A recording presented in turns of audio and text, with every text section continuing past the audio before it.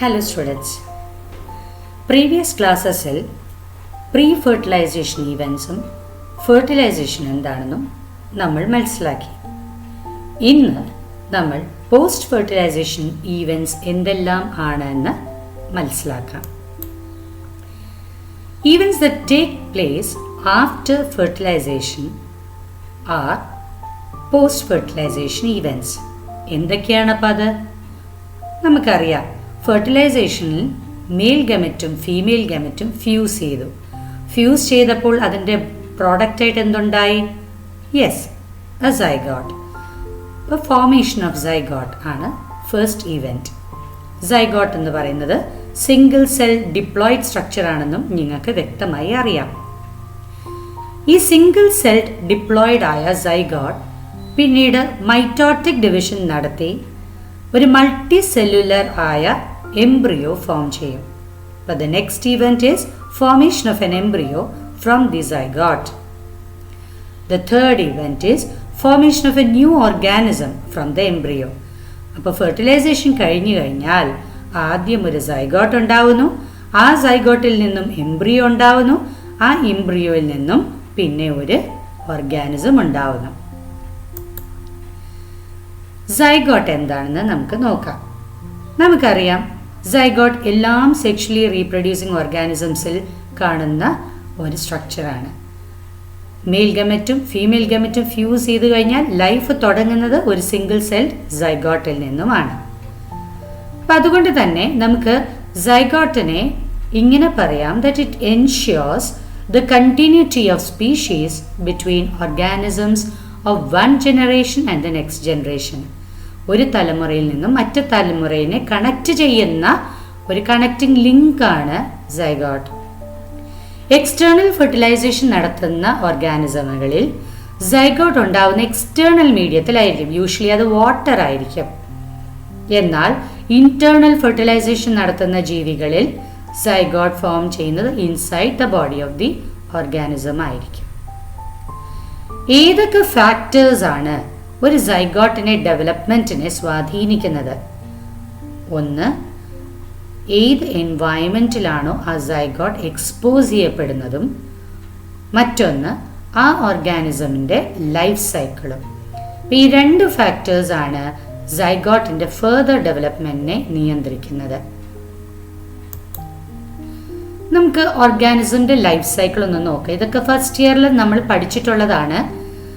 Life സൈക്കിൾസിനെ നമുക്ക് മൂന്നായിട്ട് വേർതിരിക്കാം: haplontic life cycle, diplontic life cycle and haplodiplontic life cycle. പേരിൽ തന്നെ വ്യക്തതയുണ്ട് അല്ലേ? ഹപ്ലോണ്ടിക് എന്ന് പറയുമ്പോൾ the majority of the phases will be haploid stages. Diplontic life സൈക്കിളിൽ കൂടുതലും ഡോമിനേറ്റ് ചെയ്ത് കാണപ്പെടുന്നത് ഡിപ്ലോയിഡ് സ്റ്റേജസ് ആയിരിക്കും. ആൻഡ് ഹപ്ലോഡിപ്ലോണ്ടിക്കിൽ ഏതാണ്ട് രണ്ട് സ്റ്റേജസ് അല്ലെങ്കിൽ ഹപ്ലോയിഡ് ഫേസും ഡിപ്ലോയിഡ് ഫേസും ഓൾമോസ്റ്റ് ഈക്വൽ രൂപത്തിൽ കാണപ്പെടും. ഇപ്പോൾ ഹപ്ലോണ്ടിക് ലൈഫ് സൈക്കിൾ കാണപ്പെടുന്നത് യൂഷ്വലി ലോവർ ആൽഗയിലും ഫഞ്ചൈലും ആണെങ്കിൽ, ഡിപ്ലോണ്ടിക് ലൈഫ് സൈക്കിൾ കാണുന്നത് ആൻജിയോസ്പേംസ്, ജിംനോസ്പേംസിലും, ഹപ്ലോഡിപ്ലോണ്ടിക് ലൈഫ് സൈക്കിൾ കാണുന്നത് ബ്രയോഫൈറ്റ്സിലും ടെറിഡോഫൈറ്റ്സിലുമാണ്. ഹപ്ലോഡിപ്ലോണ്ടിക് ലൈഫ് സൈക്കിൾ കാണിക്കുന്ന പ്ലാന്റ്സുകളിൽ ഒരു പ്രകടമായ ഓൾട്ടർനേഷൻ ഓഫ് ജനറേഷൻ കാണപ്പെടും. ഇത് നമ്മൾ ഫസ്റ്റ് ഇയറിൽ വിശദമായി പഠിച്ചിരുന്നു ആണ്, പക്ഷെ എന്നാൽ ഒന്നും കൂടെ റീക്യാപ്പ് ചെയ്യുന്നു എന്ന് മാത്രം. ഹപ്ലോണ്ടിക് ലൈഫ് സൈക്കിൾ യൂഷ്വലി കാണുന്നത് ലോവർ ആൽഗയിലും ഫഞ്ചൈലുമാണ്. ഈ ഓർഗാനിസംസ് അസെക്ഷൽ റീപ്രൊഡക്ഷൻ ആണ് കൂടുതലും നടത്തുന്നതെങ്കിലും അഡ്വേഴ്സ് കണ്ടീഷൻസ് വരുമ്പോൾ they go for sexual reproduction.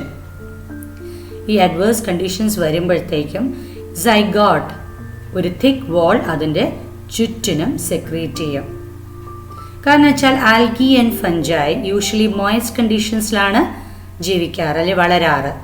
പക്ഷെ അഡ്വേഴ്സ് കണ്ടീഷൻ വരുമ്പോൾ അവർ ഡാമേജ് ആയി പോവാതെ, ഡെസിക്കേഷൻ സംഭവിച്ചു പോവാതിരിക്കാനാണ് ഇത്തരമൊരു തിക്ക് വാൾ സൈഗോട്ട് ചുറ്റിനും സെക്രീറ്റ് ചെയ്ത് ഡെവലപ്പ് ചെയ്യുന്നത്. എന്നിട്ട് അതൊരു റെസ്റ്റിംഗ് പീരീഡിലൂടെ കടന്നു പോകും. ഈ സമയത്ത് ആ ഒരു അഡ്വേഴ്സ് കണ്ടീഷൻ അത് ഓവർകം ചെയ്യും. And favourable conditions. Favourable conditions എന്ന് പറയുന്നത് മോയ്സ്ചർ നിറഞ്ഞ കണ്ടീഷൻസുകൾ വരുമ്പോൾ അത് ജെർമിനേറ്റ് ചെയ്യും. It undergoes meiosis to form haploid spores.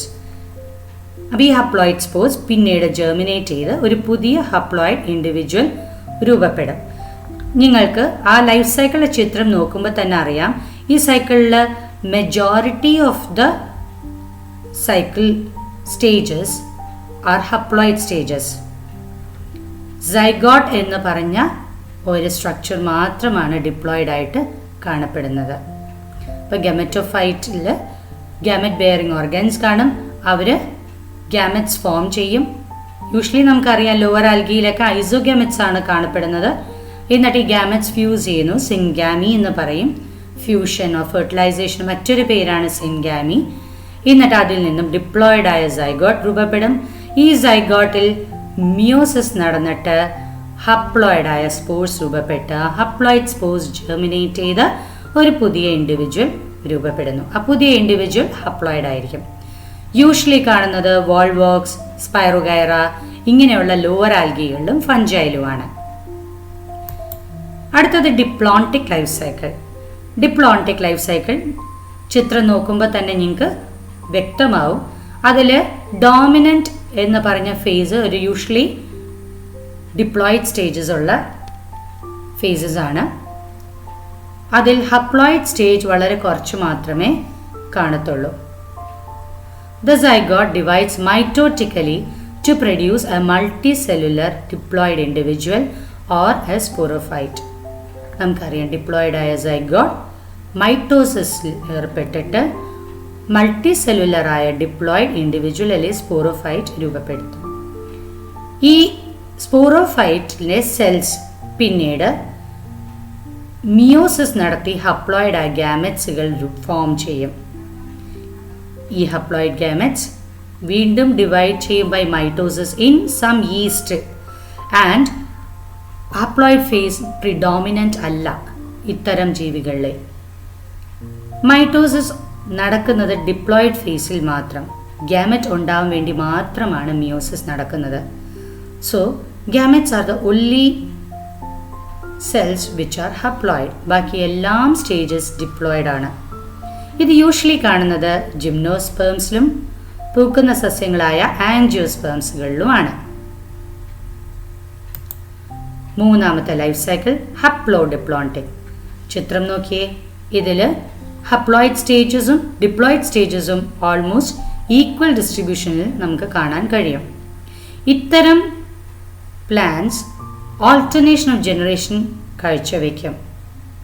ഉദാഹരണങ്ങളാണ് ബ്രയോഫൈറ്റ്സ് ആൻഡ് ടെറിഡോഫൈറ്റ്സ്.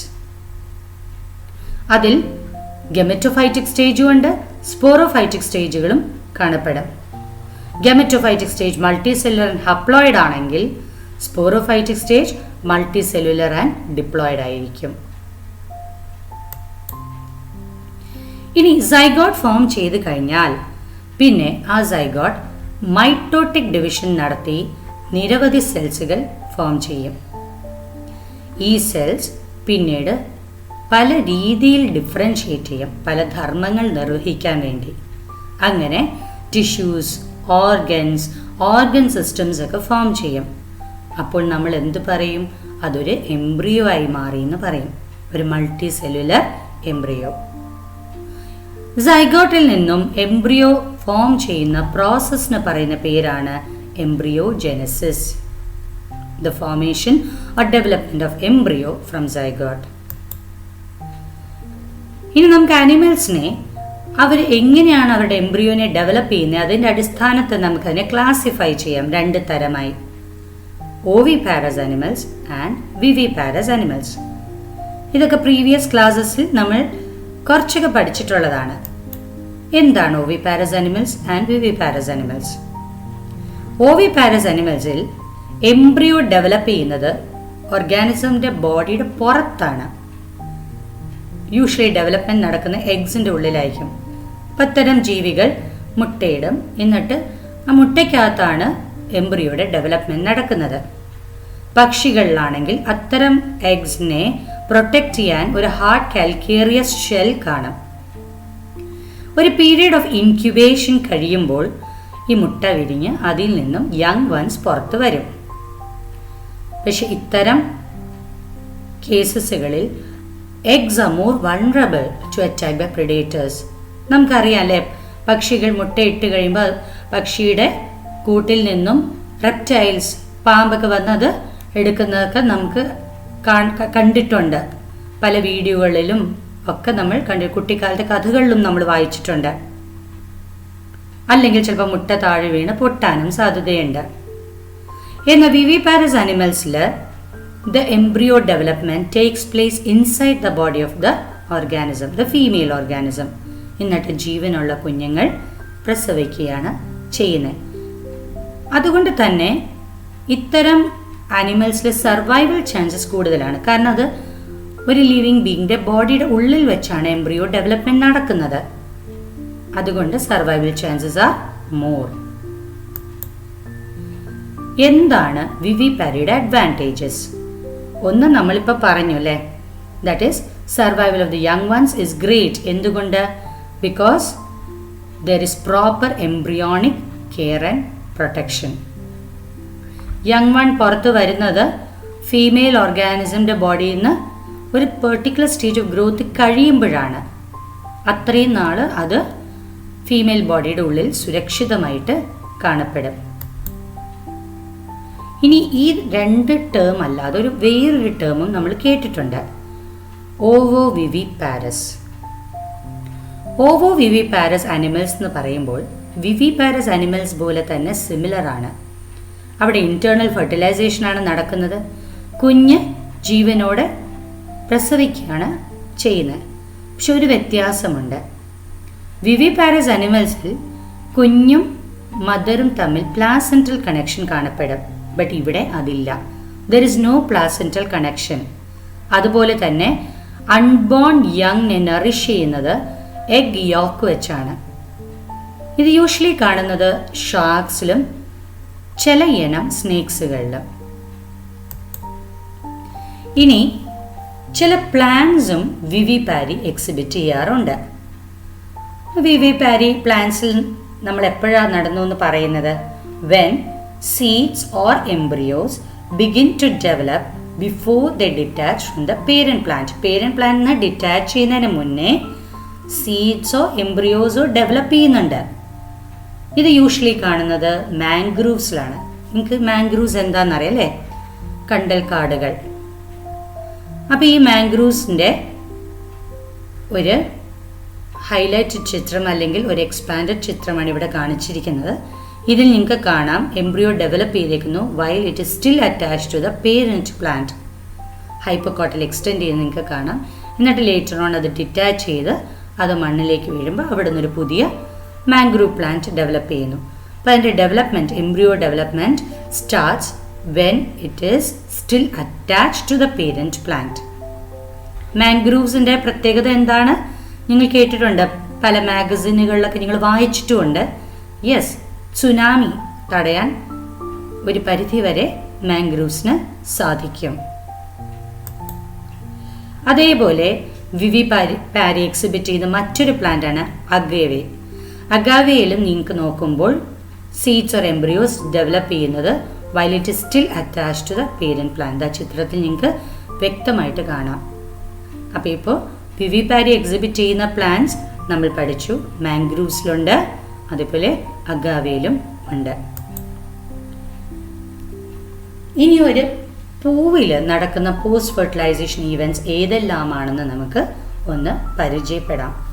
കാരണം അടുത്ത ചാപ്റ്ററിൻ്റെ മുന്നോടിയായിട്ട് നമുക്ക് ഈ കാര്യങ്ങൾ മനസ്സിലാക്കി വെച്ചാൽ മാത്രമേ നെക്സ്റ്റ് ചാപ്റ്റർ നിങ്ങൾക്ക് മനസ്സിലാവുള്ളൂ. ഒരു പൂവിലെ പല ഭാഗങ്ങൾ, അതിനെക്കുറിച്ച് വിശദമായി നമ്മൾ പിന്നീട് പഠിക്കും. ഫസ്റ്റ് ഇയറിൽ ഓൾറെഡി പഠിച്ചിട്ടുള്ളതാണ്. എന്നാൽ പോലും കൂടുതൽ ഡീറ്റെയിൽ നെക്സ്റ്റ് ചാപ്റ്ററിൽ നമ്മൾ പഠിക്കും. ഫ്ലവറിൻ്റെ പല വേൾസ് അല്ലെങ്കിൽ പാർട്സ് ഫെർട്ടിലൈസേഷൻ കഴിയുമ്പോൾ വിതർ ഓഫ് ചെയ്ത് പോകും. പ്രധാനമായിട്ടും sepals, petals and stamens. Pistil ചെടിയിൽ തന്നെ അറ്റാച്ച് ചെയ്തിരിക്കും. കാരണം പിസ്റ്റിലിലെ ഓവറി എന്ന് പറഞ്ഞ ഭാഗമാണ് പിന്നീട് ഫ്രൂട്ടായി മാറുന്നത്. പക്ഷെ ചില കേസസുകളിൽ സെപ്പിൾസ് പെർസിസ്റ്റന്റ് ആയിട്ട് തന്നെ കാണപ്പെടും. ഉദാഹരണം ടൊമാറ്റോയിൽ ഇതാ നോക്കിയേ, മുകളിൽ കാണുന്ന ക്രൗൺ പോലെ കാണപ്പെടുന്ന ഇത് സെപ്പിൾസ് ആണ്. പിസ്റ്റിലിന്റെ ഓവറി എൻലാർജ് ചെയ്ത് ഫോം ചെയ്യുന്നതാണ് ഈ ഫ്രൂട്ട്. അതേപോലെ ബ്രിഞ്ചാലിലും നിങ്ങൾക്ക് കാണാൻ പറ്റും സെപ്പിൾസ് പെർസിസ്റ്റന്റ് ആയിട്ട് ഉള്ളത്. പൊമഗ്രനേറ്റ്, ഗോവ, ഇതിലൊക്കെ പെർസിസ്റ്റന്റ് സെപ്പിൾസ് നിങ്ങൾക്ക് വ്യക്തമായിട്ട് കാണാൻ കഴിയും. ഫെർട്ടിലൈസേഷൻ കഴിയുമ്പോൾ ഓവറിയാണ് ഫ്രൂട്ടായി മാറുന്നത്. പയറിൻ്റെ പൂവിൽ നിങ്ങൾ നോക്കിയാൽ അറിയാം, ഓവറി പിസ്റ്റിലിൻ്റെ ബേസിൽ കാണപ്പെടുന്ന വീർത്ത ഓവറി ലേറ്റർ ഓൺ ഫ്രൂട്ടായി മാറും. ഓവറിയുടെ ഉള്ളിൽ കാണുന്ന ഒവ്യൂൾസ് എന്ന് പറഞ്ഞ ഭാഗങ്ങൾ അതാണ് സീഡ്സുകളായി മാറുന്നത്. ഇനി ഒവ്യൂളിൻ്റെ അകത്താണ് സൈഗോട്ട് കാണപ്പെടുന്നത്. ആ സൈഗോട്ട് എംബ്രിയോ ആയി മാറും. അപ്പോൾ പോസ്റ്റ് ഫെർട്ടിലൈസേഷൻ ഈവൻസ് ഫ്ലവറിൽ എന്തൊക്കെയാണ് സംഭവിക്കുന്നത്? ഒന്ന്, സെപ്പിൾസ്, പെറ്റൽസ്, സ്റ്റേമൻസ് എല്ലാം വിതർ ഓഫ് ചെയ്യും. എന്നാൽ പിസ്റ്റിൽ പ്ലാന്റിൽ തന്നെ അറ്റാച്ച് ചെയ്തിരിക്കും. പക്ഷെ ചില പ്ലാന്റ്സിൽ സെപ്പിൾസ് പെർസിസ്റ്റന്റ് ആയിട്ട് കാണപ്പെടും. ഉദാഹരണത്തിന് ടൊമാറ്റോ, ബ്രിഞ്ചാൽ, ഗ്വാവ, പൊമഗ്രനേറ്റിലൊക്കെ അങ്ങനെ കാണപ്പെടും. അത് കഴിയുമ്പോൾ ഓവറി വീർത്ത് ഫ്രൂട്ടായി മാറും. ഓവറിയുടെ അകത്ത് കാണുന്ന ഒവ്യൂൾ സീഡായി മാറും. ഒവ്യൂളിനകത്തുള്ള സൈഗോട്ട് ഡെവലപ്പ് ചെയ്ത് എംബ്രിയോ ആയി മാറും. ഓവറിയുടെ പുറത്ത് ഒരു കവറിംഗ് ഉണ്ട്, വിച്ച് ഇസ് കോൾഡ് ഓവറി വാൾ. ഈ ഓവറി വാളാണ് ഫ്രൂട്ടിൻ്റെ വാളായി മാറുന്നത്. ഫ്രൂട്ടിൻ്റെ വാൾ എന്ന് പറയുന്ന പേരാണ് പെരികാർപ്പ്. അപ്പോൾ what is pericarp? Pericarp is outer covering of the fruit. ഈ പെരികാർപ്പിൻ്റെ ടൈപ്സിൻ്റെ അടിസ്ഥാനത്തിൽ നമുക്ക് ഫ്രൂട്ട്സിനെ രണ്ടായി ക്ലാസിഫൈ ചെയ്യാം, ഡ്രൈ ഫ്രൂട്ട്സും ഫ്ലഷി ഫ്രൂട്ട്സും. So what is dry fruit? Dry fruit എന്ന് പറയുമ്പോൾ പെരികാർപ്പ് ഡ്രൈ ആവുന്നുണ്ട് ആസ് ദ ഫ്രൂട്ട്സ് മെച്യൂർ. കാണപ്പെടുന്ന ലേഡീസ് ഫിംഗറിൽ, പീ, അതിലൊക്കെ നിങ്ങൾ നോക്കിയാൽ കാണാം പെരികാർപ്പ് ഡ്രൈ ആണ്. ഇതാ ചിത്രം നോക്കിയേ. എന്നാൽ ഫ്ലഷി ഫ്രൂട്ട് എന്ന് പറയുമ്പോൾ അവിടെ പെരികാർപ്പ് ഫ്ലഷി ആയിരിക്കും ഈവൻ അറ്റ് മെച്യൂരിറ്റി. ഉദാഹരണത്തിന് ക്യുക്യുംബർ, വെള്ളരിക്ക, ബിറ്റർഗട്ട്, പാവയ്ക്ക, ഇതിലൊക്കെ നമ്മൾ നോക്കിയാൽ പെരികാർപ്പ് ഫ്ലഷി ആയിട്ട് കാണപ്പെടും. അങ്ങനെ പെരികാർപ്പിൻ്റെ ടൈപ്സിൻ്റെ അടിസ്ഥാനത്തിൽ നമുക്ക് ഫ്രൂട്ട്സിനെ എത്ര തരമായിട്ട് ക്ലാസിഫൈ ചെയ്യാം? 2 തരം, dry fruits and fleshy fruits. Okay students, അപ്പോൾ ഇന്നത്തെ ക്ലാസ് എല്ലാവർക്കും മനസ്സിലായി കാണും. Will meet next time. Thank U.